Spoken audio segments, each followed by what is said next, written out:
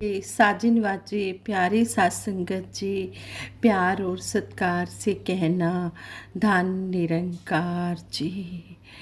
साथ संगत जी, जन जन के हृदय सम्राट सतगुरु बाबा हरदेव सिंह जी महाराज हमें यही समझाते रहे, मानव को मानव हो प्यारा, एक दूजे का बने सहारा।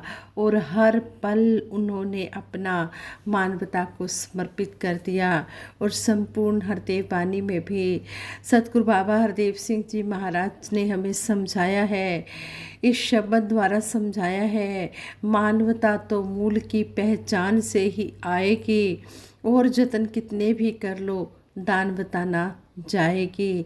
सतगुरु बाबा हरदेव सिंह जी महाराज ने समझा दिया है कि हे इंसान, जब तक तू ब्रह्म ज्ञान नहीं ले लेगा, जब तक तेरी जिंदगी में ये ब्रह्म ज्ञान प्रवेश नहीं करेगा, तुझे मानवीय गुणों का भी पता नहीं चल पाएगा, तुझे मानवीय गुणों की पहचान नहीं हो पाएगी। ये मानवीय गुणों की पहचान वक़्त के सतगुरु करवाते हैं। इसलिए वक़्त के सतगुरु की शरण में आकर इस ब्रह्म ज्ञान को लेकर अपना ये जीवन सफल बना लो। किस तरह सतगुरु बाबा हरदेव सिंह जी महाराज सत्य का प्रचार जन जन तक पहुंचाने की कोशिश करते रहे और यही समझाते रहे कि मानवता का दर्द है जिसमें वो नफरत क्यों लाएगा, जिसमें मानवता का दर्द आ जाएगा, जिसको इस ब्रह्म ज्ञान की समझ आ जाएगी, फिर वो कभी भी किसी से नफरत नहीं करेगा, अपना एक एक पल फिर वो मानवता को ही समर्पित करेगा। ऐसे थे हमारे सतगुरु बाबा हरदेव सिंह जी महाराज, जिन्होंने अपना एक एक पल मानव मात्र को समर्पित कर दिया। कहते हैं कि चीन देश के शेजिन नगर में एक बार सतगुरु बाबा हरदेव सिंह जी महाराज मार्केट से गुजर रहे थे और भी महापुरुष बाबा जी के साथ थे। तभी एक महापुरुष एक चाय की शॉप की ओर इशारा करते हुए सतगुरु देव से कहने लगे कि हजूर, यह इस शहर की चाय की बहुत ही फेमस शॉप है और यहाँ अलग अलग तरह की लगभग हजारों किस्मों की चाय मिलती है। यदि आपका हुक्म हो तो कुछ देर यहाँ रुककर चाय के कुछ किस्मों का जायका ले लिया जाए, क्योंकि इस दुकान पर, इस शॉप पर पहले चाय बनाकर उसका टेस्ट चेक करवाया जाता है, बाद में फिर उसी किस्म की चाय के पैकेट सेल किए जाते हैं। हजूर ने अरदास स्वीकार की और उसी चाय की शॉप में चलकर कुछ देर के लिए हजूर बैठे। लगभग 3-4 तरह की चाय बनाकर वहाँ की दुकानदार बहन ने सतगुरु बाबा हरदेव सिंह जी महाराज व अन्य महापुरुषों को चाय पिलाई जो बाबा जी के साथ थे, और साथ ही वो बहन उस चाय की खूबी भी बयान करती जा रही थी, उस चाय के गुणों को भी बताती जा रही थी, बता रही थी। कोई चाय अच्छी सुगंधी वाली थी, वह किसी चाय से नई स्फूर्ति पैदा होती थी।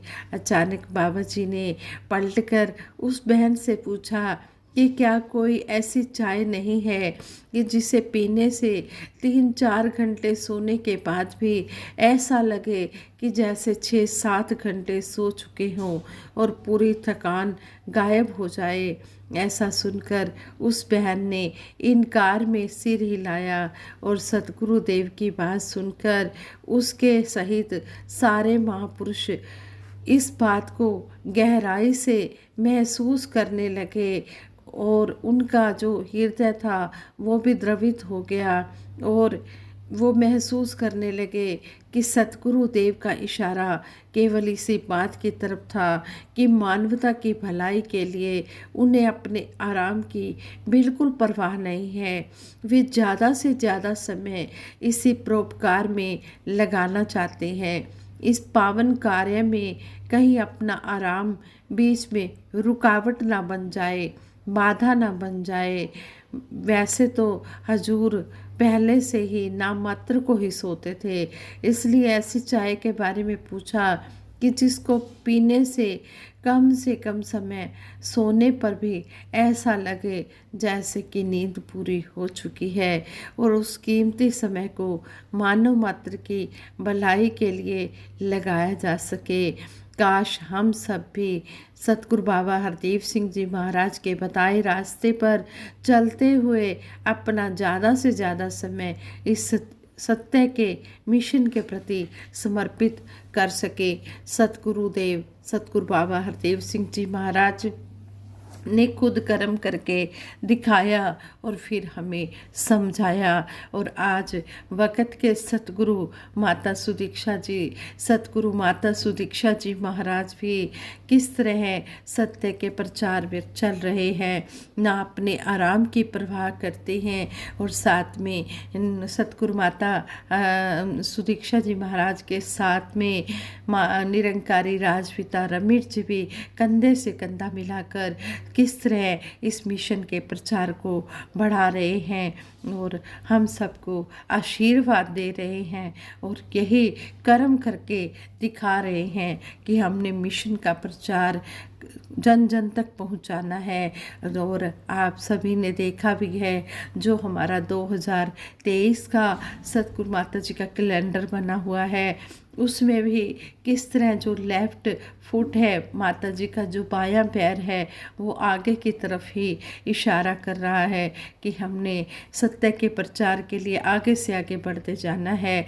जैसा कि आप सभी ने देखा कि हमारा 75वां वार्षिक निरंकारी संत समागम जैसे ही संपन्न हुआ, सतगुरु माता सुदीक्षा जी महाराज ने अगले प्रचार टूर के लिए भी अनाउंसमेंट करवा दी, और अभी भी सतगुरु माता जी का टूर चल ही रहा है। और कैसे सतगुरु माता जी सत्य के प्रचार के लिए मानव मात्र को समर्पित हुए हैं, अपने आराम की परवाह न करते हुए हर समय इस मिशन के प्रचार के लिए ही चलते जा रहे हैं। इस तरह सतगुरु कर्म करके दिखा रहे हैं। हमारा भी फर्ज बनता है हम भी इस मिशन का प्रचार करें। किस तरह करें? हम अपने कर्मों द्वारा करें। जिस तरह हमें सतगुरु समझा रहे हैं हम उस बात को अमल रूप में लाते हुए हम अपने कर्मों के द्वारा इस मिशन का प्रचार करते चले जाएं, और जन जन तक ये सत्य की जो ज्ञान है, ये सत्य का ज्ञान है, जन जन तक पहुंचाने की कोशिश करें, ताकि कोई भी इंसान इस ब्रह्म ज्ञान से वंचित ना रह जाए, और जो मानव मात्र का जो मूल उद्देश्य है उसको वो प्राप्त कर जाए, हर इंसान प्राप्त करके जाए। भक्ति का अर्थ समर्पण है। कहते हैं कि भक्ति में कोई शर्त नहीं चलती, भक्ति में शर्त नहीं चलती, भक्ति में भक्ति का अर्थ समर्पण है। जो अपने आप को सतगुरु के आगे समर्पित कर देता है सही मायनों में वही भक्ति कर पाता है। सतगुरु को हम सब अंतर्यामी कहते हैं, लेकिन क्या ऐसा दिल से एक्सेप्ट भी करते हैं कि यह बात केवल कहने तक ही सीमित है? यह क्वेश्चन एक बार एक महात्मा के मन में आया जब महात्मा बाबा जी के साथ मलेशिया में थे। कहते हैं कि वहीं की एक प्रसिद्ध मनोरंजक जगह को देखने के लिए सभी सतगुरु बाबा हरदेव सिंह जी महाराज के साथ थे। मलेशिया की संगत को भी साथ चलने की परमिशन मिल गई। सभी महापुरुष हजूर के दर्शन भी कर रहे थे, वे साथ साथ उस पर्यटन स्थल पर घूम भी रहे थे। कहते हैं कि जब सब कुछ सहज ही प्राप्त हो जाए तो उस कृपा से मन नहीं भरता, और मन उससे भी अधिक की इच्छा करने लगता है। महात्मा तो शायद वैसे भी ऐसे अवसर की खोज में रहते हैं, तलाश में रहते हैं कि कब हजूर का हमें दर्शन प्राप्त हो जाए, कब उनका सानिध्य प्राप्त हो और उनसे अपने दिल की बात कहें। ठीक वैसा ही हुआ। राह में चलते चलते महापुरुषों ने अवसर पाकर एक एक करके हजूर बाबा जी से अपने घर की, अपनी शॉप की, अपने बिजनेस की, अपनी लाइफ में आने वाली शारीरिक व मानसिक दुखों इत्यादि की बातें करनी शुरू कर दी। शायद ही कोई ऐसा शख्स रहा हो जिसने सतगुरु से भक्ति मांगी हो, वरना सभी दुनियावी सुखों की इच्छाएं लिए हुए ही उस बहुमूल्य समय को यूज कर रहे थे। जब एक महात्मा के मन में बहुत ज़्यादा उथल पुथल होनी शुरू हो गई, तो एक जगह अवसर पाकर अकेले में उस महात्मा ने अपने दिल की बात सतगुरु बाबा जी से कह डाली कि हजूर, जब हम सभी आपको अंतर्यामी मानते हैं तो फिर आपसे बार बार अपनी बात को कहने का प्रयास क्यों करते हैं? बार बार आपके मुख से वो बात क्यों कहलवाना चाहते हैं जिसके रिजल्ट के बारे में हम नहीं जानते? ऐसा अनमोल अवसर पाकर भी हम आपसे भक्ति की इच्छा ना करके झूठे दुनियावी सुखों को ही क्यों मांगते रहते हैं? सतगुरुदेव उस महात्मा की बात को सुनकर कुछ पल तो चुप रहे। उसके बाद बोले कि हाँ, सब अपनी अपनी भावनाएं, अपनी अपनी उम्मीदें लेकर यहाँ आते हैं, सभी अपने दिल की बात कहना चाहते हैं, तो ऐसे में उनको निराश करना भी ठीक नहीं। इतना कहकर हजूर चुप हो गए और वो महात्मा समझ गए कि इसके अतिरिक्त कुछ बचा ही नहीं और कुछ कहने को। भक्ति तो नाम है विश्वास का, भक्ति तो नाम है समर्पण का। यदि ये गुण हमारे अंदर प्रवेश कर गए हैं तो फिर हमें सतगुरु से कुछ कहने की ज़रूरत ही नहीं पड़ेगी, क्योंकि हम स्वयं इन्हें अंतर्यामी एक्सेप्ट करते हैं। तो अंतर्यामी तो पहले से ही सब कुछ जानता है, इसे बताने की फिर क्या ज़रूरत है।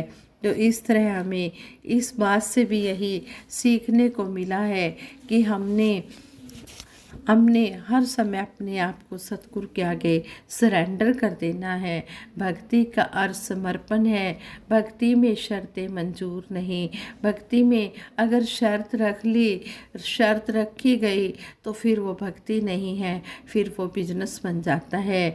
अगर हम सही मायनों में सतगुरु के चरणों में सच्चा सुख पाना चाहते हैं तो हम अपने आप को सरेंडर करें और भक्ति ही मांगें और यही अरदास करें, सभी के लिए भक्ति दे दो, सभी को बख्शनहार सतगुरु माता जी।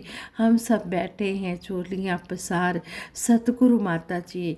जिसने भक्ति की मांगे दाता दाते आपसे, सारे सुख पाएगा वह दिन रात आपसे। जिसने भक्ति की मांग ले फिर उसे दुनियावी सुख तो अपने आप ही मिलते चले जाएंगे। जिस तरह कहते हैं कि जिस इंसान का मुख सूरज की तरफ होता है उसकी परछाई पीछे पीछे चलती रहती है, इसी तरह कहते हैं कि जिसका मुख गुरु की तरफ होता है वो दुनियावी सुख उसके पीछे पीछे अपने आप चले आते हैं, फिर उसे कुछ मांगने की ज़रूरत नहीं होती। जो सतगुरु के आगे अपने आप को अर्पित समर्पित कर देता है फिर सतगुरु की जिम्मेवारी बन जाती है। वो अपने भगत को वो सब कुछ देता है जो उसके लिए सुखदाई होता है। इसलिए आओ दातार के चरणों में हम सभी हाथ जोड़कर यही अरदास करें कि सच्चे बादशाह, जिस तरह आप जी हमें ये शिक्षाएं देकर गए हो और दे रहे हो, वक़्त के सतगुरु जो हमें सतगुरु बाबा हरदेव सिंह जी महाराज शिक्षाएं देकर गए हैं, हम उन पर भी अमल करें, उन शिक्षाओं को अपने जीवन में धारण करें। और जो हमें आज वक्त के सतगुरु माता सुदीक्षा जी महाराज यही शिक्षाएं दे रहे हैं कि हमने हर पल भक्ति मांगनी है और हमने नम्रता, सहनशीलता, विशालता, नम्रता जैसे सद्गुणों को अपनाना है। यही बातें हमें सतगुरु बाबा हरदेव सिंह जी महाराज ने समझाई हैं और यही आज वक़्त के सतगुरु माता सुदीक्षा जी महाराज इन बातों को रिपीट कर रहे हैं। हमने इन बातों को अब मानना है। पहले अगर हम सतगुरु बाबा जी के युग में नहीं मान पाए तो अब तो हम मान जाएं, हम सतगुरु की मुस्कान को देखें और सतगुरु को खुश कर पाए। यही सतगुरु के चरणों से हम आशीर्वाद मांगते हैं। और ये विचार करते हुए दासी से बहुत सी गलतियां हुई होंगी। उन गलतियों के लिए भी दासी आप जी से क्षमा मांगती है और हर पल साथ संगत माँ का, सतगुरु निरंकारी राजपिता जी का हर पल शुक्राना करती है, जिन्होंने इस तरह अपने चरणों से लगा कर रखा हुआ है। इसी तरह अपने चरणों से लगाए रखना। हम भूलनहार जीव हैं, कदम कदम पर गलतियां करते हैं। आप जी बख्शनहार हो, दासी को बख्श लेना। और सबके भले की कामना करते हुए दासी सिमरन करवाएगी। सभी ने मिलकर सिमरन में साथ देना है। तू ही निरंकार मैं तेरी शरण हाँ, मैनू बख्श लो। तू ही निरंकार मैं तेरी शरण हाँ, मैनू बख्श लो। तू ही निरंकार मैं तेरी शरण हाँ, मैनू बख्श लो। तू ही निरंकार मैं तेरी शरण हाँ, मैनू बख्श लो। तू ही निरंकार मैं तेरी शरण हाँ, मैनू बख्श लो। तू ही निरंकार मैं तेरी शरण हाँ, मैनू बख्श लो। बोलिए सतगुरु माता सुदीक्षा सविंदर हरदेव जी महाराज की जय। निरंकारी राजमाता गुरुबचन अवतार की जय। साथ संगत जी प्यार से कहना धन निरंकार जी।